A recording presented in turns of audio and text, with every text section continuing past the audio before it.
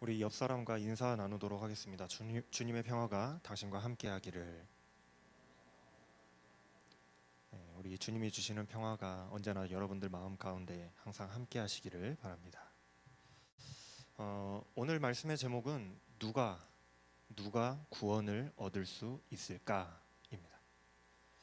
18장 말씀에 보면은 오늘 말씀 앞장이에요. 18장 말씀에 보면은 오늘 우리가 읽은 말씀과 굉장히 비교되는 말씀이 하나 나옵니다. 예수님께서 제자들과 함께 예루살렘을 향해서 여행하시던 길에서 있었던 이야기입니다. 어떤 한 관리가 예수님을 찾아왔습니다. 이 관리는 부자였던 것 같아요. 부자였을 뿐만이 아니라 율법도 잘 지키는 사람이었고 사람들 사이에서 율법을 잘 지키는 사람이기 때문에 의인이라고 평가받는 사람이었습니다. 이 의인이자 부자인 이 관리는 한 가지 궁금증을 가지고 살아가고 있었습니다. 그것은 바로 구원에 관한 것이었어요. 그래서 이 관리는 예수님을 찾아와서 묻습니다.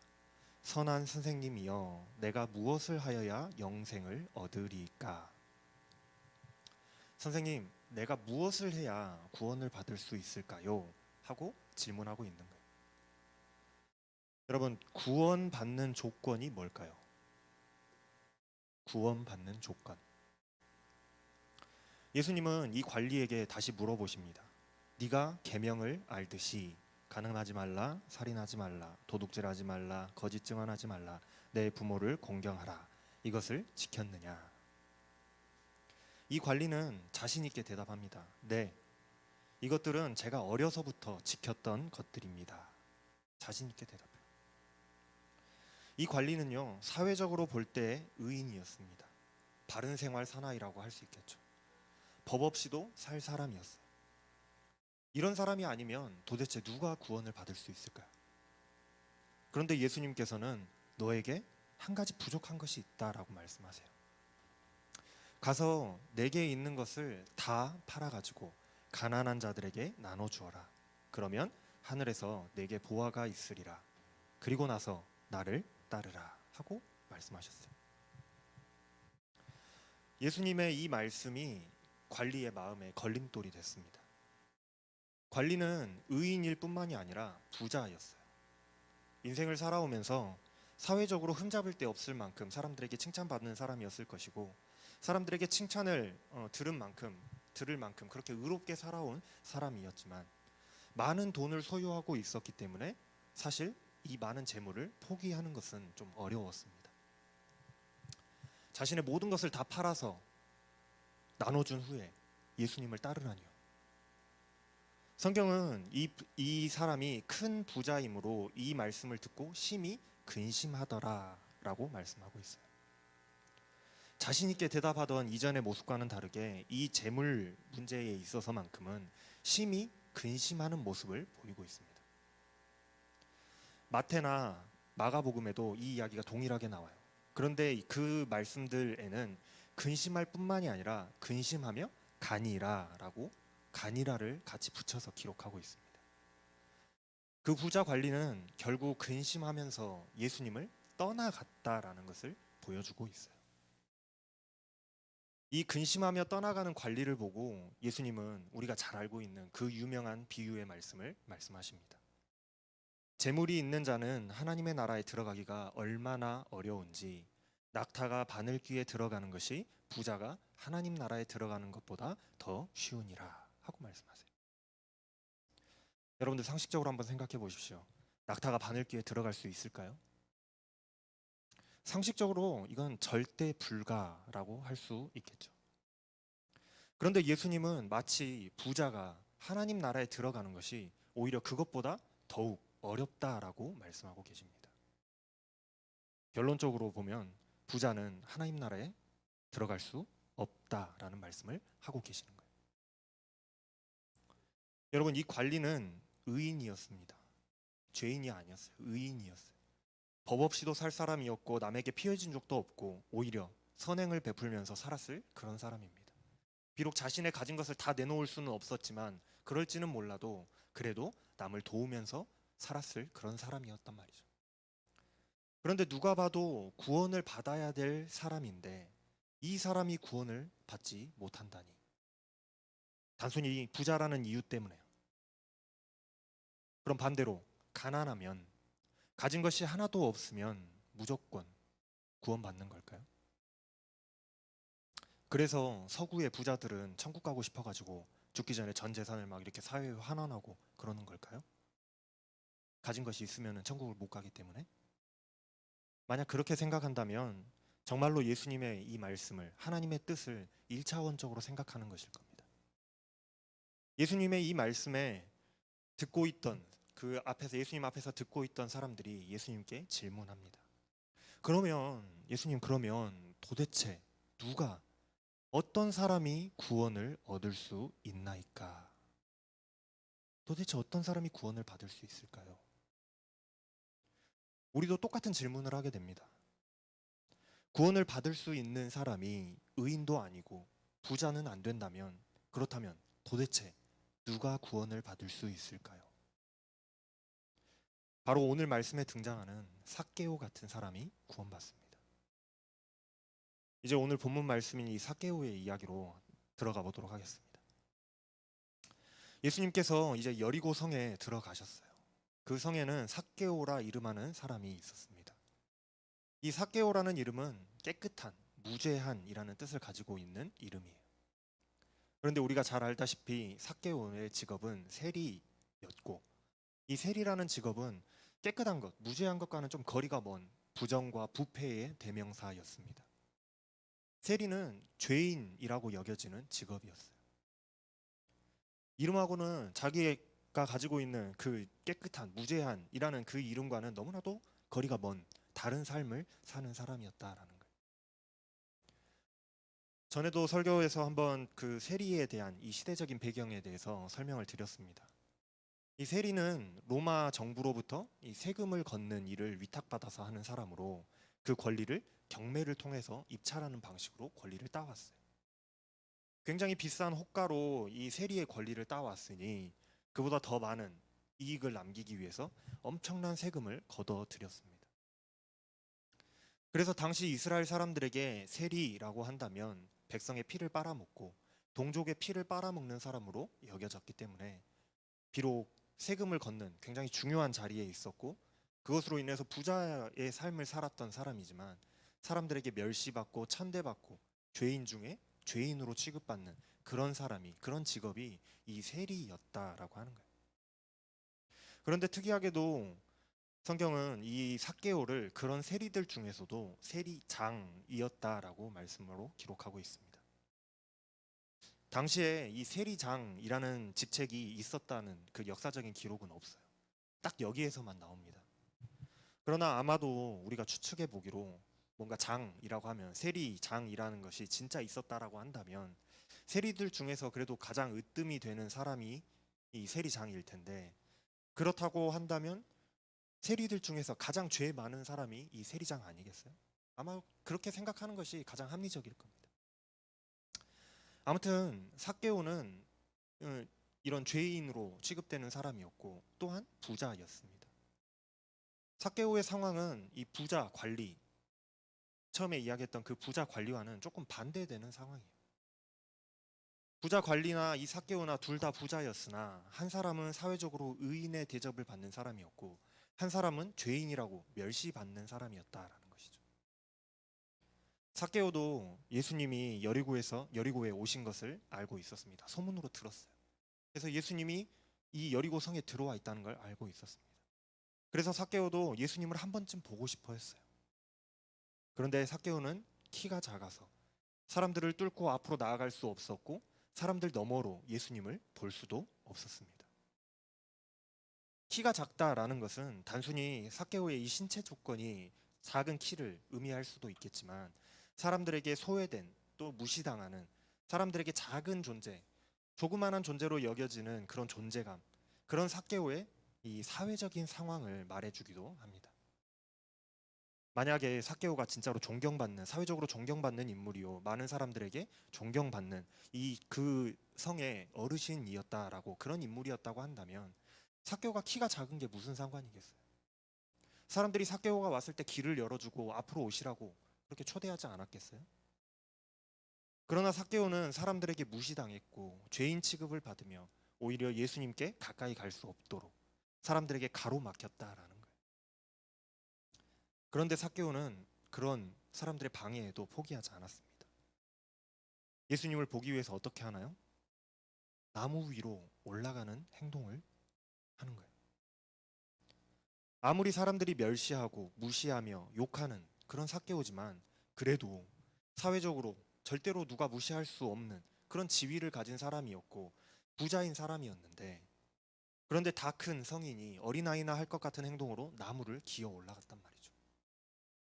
자신의 지위, 사람들의 시선, 체면을 벗어 던지고 예수님을 보겠다는 그 열정 하나만으로 나무를 기어 올라갔습니다. 아무리 이 돌 무화과 나무가 사람이 이렇게 올라가기 좋게 그렇게 자라 있는 형태라고 할지라도 아마 꼴사나운 모습이었을 거예요. 제가 이렇게 좋은 양복을 차려입고 나무에 막 기어 올라가고 있다고 한번 생각해 보세요. 정말로 이상하겠잖아요. 그러나 삭개오는 그런 체면도 차리지 않을 만큼, 체면도 생각하지 않을 만큼 예수님을 만나고 싶다라는 그 열망이, 갈망이 있었습니다. 삭개오는 그런 주를 향한 갈망이 있던 사람이었다라는 거예요. 사람들의 벽, 그리고 사회적인 그 체면도 다 무시하고 던져버릴 만큼 갈망이 있었습니다. 그런 삭개오의 갈망을 예수님이 아셨는지 삭개오가 올라간 그 나무로 예수님이 가까이 다가오셨어요. 그리고 아무도 올려다보고 주목하지 않던 그 나무 위에 삭개오를 바라보시면서 삭개오의 이름을 부르십니다. 삭개오야, 빨리 내려와라. 내가 오늘 너의 집에 들어가야겠다. 예수님의 이 말씀에 삭개오는 급히 내려와서 즐거워하며 영접했다라고 말씀이 기록하고 있어요. 삭개오는 주님이 찾아오셨을 때에, 그리고 말씀하실 때에 즐거워하면서 주를 영접하는 자였습니다. 사람들의 비난이 만만치 않았습니다. 사람들이 보고 수군거리기 시작했어요. 저자가, 저 예수라는 사람이 죄인의 집에 유하러 들어갔다. 모든 사람들이 미워하고 멀리하는 이 죄인 중에 죄인인 이 삭개오였습니다. 오죽하면 사람들이 이야기하기를 예수님을 보고 세리와 죄인들의 친구라고 할 만큼 이 세리라는 직업은 그냥 기타 등등등 많은 죄인들 중에 하나로 그냥 죄인들이 아니라 세리라는 특별한 취급을 받는, 미움받는 그런 죄인이었다라는 거예요. 그런데 그게 무슨 상관이겠어요? 이미 예수님을 만난 이 삭개오의 마음에는 그 누구도 보이지 않는 겁니다. 사람들이 욕을 하건 호박씨를 까건 말건 아무것도 눈에 뵈지 않는 거예요. 그저 예수님을 영접할 수 있다는 그 사실이 너무나도 기쁘고 행복했던 거예요. 예수님을 영접한 삭개오의 마음에 커다란 변화가 생겼습니다. 주님, 제 소유의 절반을 가난한 자들에게 주겠사오며 만일 누구의 것을 속여 빼앗은 일이 있으면 4배로 갚겠나이다. 부자 관리와 이 부자 삭개오 두 사람 다 부자였지만 반응이 전혀 달라요. 삭개오는 주님을 영접하고 난 뒤에 변화되었습니다. 자신의 재산의 절반을 가난한 사람들에게 나눠주겠다고 약속했어요. 통상적으로 랍비들의 가르침에 따르면은 가난한 자를 돕는 이 구제 비용은 자신의 그 벌어들인 수입의 한 20% 정도를 사용하기를 권장한다고 합니다. 그러나 삭개오는 절반 50%를 사용하겠다고 약속했어요. 그것뿐만이 아니라 삭개오의 재산의 대부분은 사실 남의 것을 빼앗아서 축적한 것으로 생각해 볼 수가 있어요. 왜냐하면 당시에 세리라는 직업을 가진 사람들이 이 재산을 증식하는 과정을 우리가 잘 알고 있기 때문입니다. 오히려 오죽했으면 이 세례 요한이 세리들을 향해서 이야기할 때에 정해진 것 이외에는 걷지 말라고 선포했을까요? 정해진 것 이외에 더 이렇게 뺏어서 자신의 재산을 증식했던 사람들이 이 세리라는 사람들이라는 거예요. 세리들의 수입은 대부분 정해진 것 이상의 것을 착복하는 것이었기 때문에 이 삭개오의 약속은 굉장히 충격적인 것입니다. 아마 심하면 자신이 가지고 있는 그 재산을 다 내어놓고도 모자랄 만큼 더 많은 것을 투자해서 갚아줘야 될 만큼의 파격적인 약속이었다는 거예요. 그런데 우리가 이 말씀을 보면요, 어디에도 삭개오가 아까워하거나 우울해하는 기분이 들지가 않습니다. 오히려 자신의 것을 다 토해내겠다고 말하면서도 기꺼워하고 기뻐하는 느낌을 우리가 받을 수 있어요. 오히려 기뻐하면서 자진해서 내가 갚겠다고 약속하고 있습니다.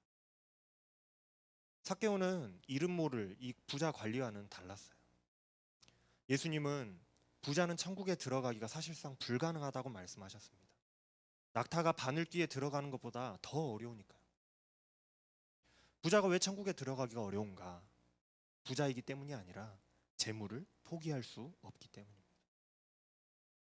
예수님이 나를 따라오라고 부르실 때에 자신의 그 많은 재물을 다 버리고 예수님을 따를 만큼 예수님을 사랑하는 사랑이 없었기 때문이에요. 바로 여기에 차이가 있는 겁니다. 이 부분에 차이가 있는 거예요. 삭개오는 자신의 그 재물보다도 주를 더 사랑하는 그런 자였다라는 거예요. 이 부분에 차이가 있는 거예요. 삭개오는 예수님이 부르실 때에 자신의 모든 것을 버려두고라도 내가 가지고 있는 것 그 모든 것을 다 버리고라도 예수님을 따라갈, 쫓아갈 그런 사랑이 있었다라는 거예요. 삭개오의 재물을 다 버리겠다 하는 그 다짐에 예수님은 삭개오에게 선언하십니다. 오늘 구원이 이 집에 이르렀으니 이 사람도 아브라함의 자손이다. 부자 관리는 그토록 궁금해하고 찾았고 얻기를 원했던 그 구원이 부자 관리가 그토록 원했던 그 구원이 죄인이라고 여겨지는 이 삭개오의 집에 임했습니다. 구원받은 자, 하나님의 백성이라고 부르는 아브라함의 자손이 되었다라고 인정을 받았어요. 사람들은 삭개오를 보고 죄인이라고 손가락질하면서 혈통으로는 유대인일지 몰라도 아브라함의 자손이 아니라고 구원받지 못할 사람이라고 이야기했지만 그렇게 판단했지만 예수님은 그런 삭개오를 아브라함의 자손이라고 구원받을 하나님의 백성이라고 인정해 주셨다라는 거예요. 삭개오는 불가능하다고 여겨지는 바늘귀를 통과한 그런 부자가 되었습니다. 다시 오늘 그 말씀의 이 질문으로 다시 돌아가 볼게요. 누가 구원을 얻을 수 있을까요? 과연 누가 구원을 얻을 수 있을까요? 부자 관리 같은 그런 의인일까요? 아니요. 삭개오 같은 사람이 구원을 받을 수 있습니다. 부자 관리나 또 이 부자 삭개오나 모두 다 부자였습니다. 한 사람은 의인으로 평가받는 그런 대단한 사람이었고 한 사람은 죄인이라고 손가락질 받는 사람이었어요. 어쨌든 간에 둘 다 부자였어요. 그러나 한 사람은 구원을 얻었고 한 사람은 구원을 얻지 못했습니다. 무엇이 차이가 있을까요? 어떤 차이가 있는 걸까요? 분명한 것은 부자라는 것은 아무런 이유가 되지 못한다라는 거예요. 둘 다 부자였거든요. 차이점은 세 가지가 있습니다. 이미 오늘 설교에서 다 말씀을 드렸지만 핵심만 정리해서 말씀을 드릴게요. 첫 번째는 주를 갈망하는 자가 구원을 얻습니다. 삭개오는 사람들의 방해에도 체면을 생각하지 않았어요. 그저 주님을 뵙고 싶다는 그 갈망으로 우스꽝스럽게 어린아이처럼 보일 것 같은 그러나 그 어린아이 같은 심정으로 나무를 기어 올라갔던 그런 사람이었다라는 거예요. 부자 관리는요, 예수님을 자기가 가지고 있는 궁금증을 해결해줄, 구원에 관한 궁금증을 해결해줄 한 사람의 선생님으로 생각했을 뿐이었습니다. 그래서 예수님을 찾아왔을 때 그 부자 관리가 예수님을 뭐라고 부릅니까? 선한 선생님이여 라고 부르고 있어요. 그러나 삭개오는 주님이라고 부릅니다. 삭개오는 주님을 만나기 위해서 그 갈망으로 가득 찬 사람이었어요. 주를 갈망하는 자가 구원을 얻는 겁니다. 두 번째는 주를 영접하는 자가 구원을 얻습니다. 부자 관리에게 예수님께서 말씀하셨습니다. 너의 소유를 모두 팔아 가난한 자들에게 나눠주고 너는 나를 따르라. 여기서 중요한 거는 소유를 팔아 나눠주고가 중요한 것이 아니에요. 너는 나를 따르라는 게 중요한 겁니다. 예수님의 초대예요. 너는 나를 따라오라. 삭개오에게도 예수님은 초대를 하십니다. 삭개오야, 내가 너의 집에 유하여야 하겠다. 초대하세요. 부자 관리는 예수님의 초대에도 예수님을 영접하지 못했습니다. 근심하고 고민하면서 떠나갔어요. 그러나 삭개오는 어땠나요? 기뻐하고 즐거워하면서 예수님을 영접해 드립니다. 주님을 영접하는 자가 구원을 받는 거예요. 셋째는 주를 사랑하는 자가 구원을 얻습니다. 두 사람 모두 자신의 소유에 대한 그 문제로 갈림길에 서게 됩니다.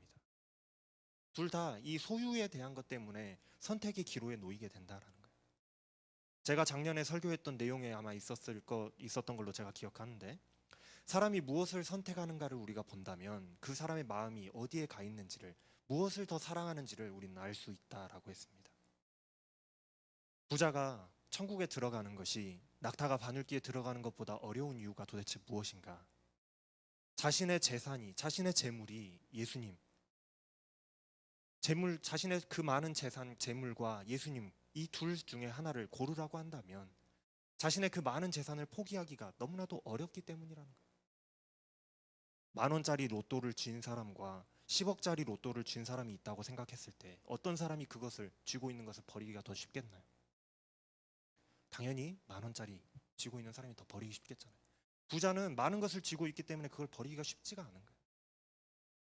부자는 자신의 재산이 많으면 많을수록 그것을 포기하는 결단을 하기가 어렵기 때문에 부자는 천국에 들어가기가 그만큼 어렵다라고 표현하시는 겁니다. 부자는 천국에 못 간다라는 그런 말씀을 하고 계시는 게 아닙니다.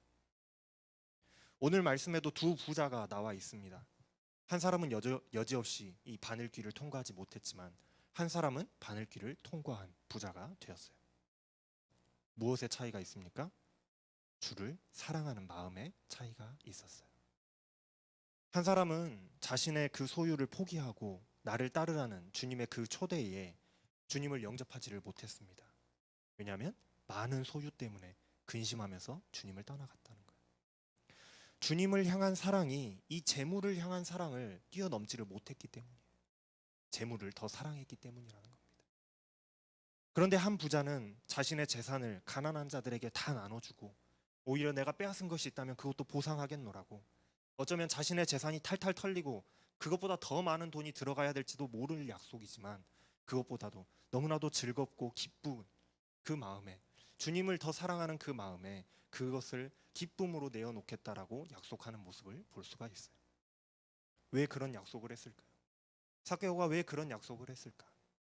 주님을 사랑하는 마음이 이 재산을, 재물을 다 포기하고도 남을 만큼 사랑하는 마음이 더 컸기 때문입니다. 그 마음을 보시고 예수님께서는 삭개오에게 구원을 선포해 주시잖아요.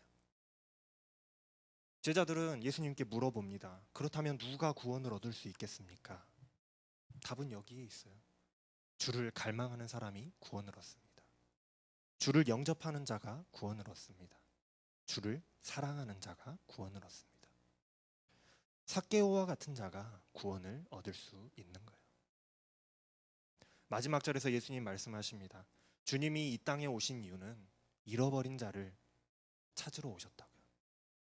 잃어버렸다고 생각되어지고 구원받지 못할 자라고 여겨지는 자를 찾아서 구원하고자 이 땅에 오셨다고 말씀하세요.